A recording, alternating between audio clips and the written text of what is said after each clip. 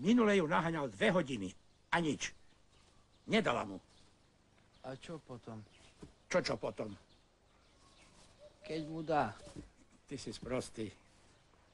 Budú nové králiky, nové mäsko, nové kožušiny.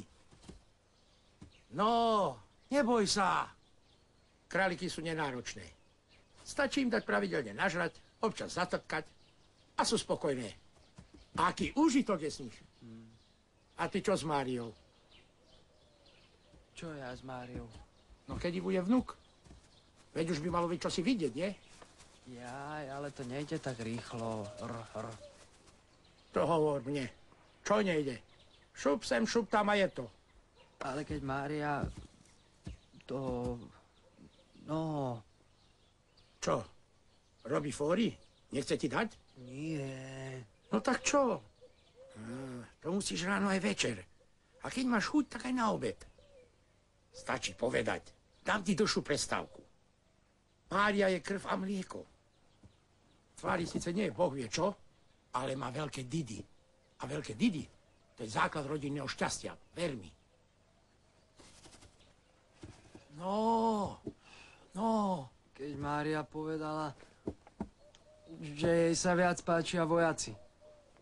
Že ona chcela vojaka, cigáňa, s fúzami. Čo?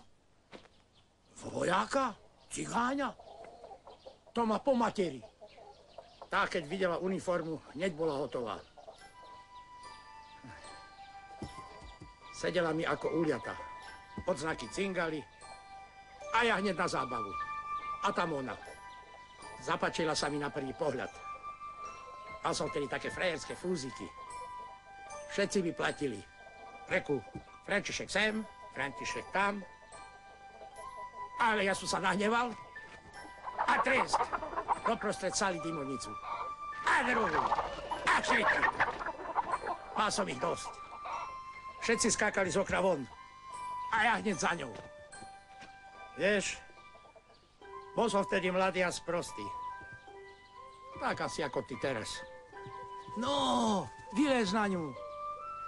Nechce ti dať? Chce cigáňa? No ja jej pána Boha. Keby som sa nestaral, do konca života zostane na ocot. No čo pozeráš? Čo kýveš ušami? Nesmieš sa jej báť, veď si je muž. Mária je ako jej mater. Po prvej facke sa rozúri, po druhej sa rozplače a po tretej ti už ruky bude boskávať. No. Skús to. Neboj sa, veď to nič nie je. Skús to, hovorím ti. Nesmieš sa báť. A keď to nezaverie, niečo vymyslíme. Budeš chodiť v uniforme, alebo čo? Ty tlk, hlúpy tlk. Nič nevieš.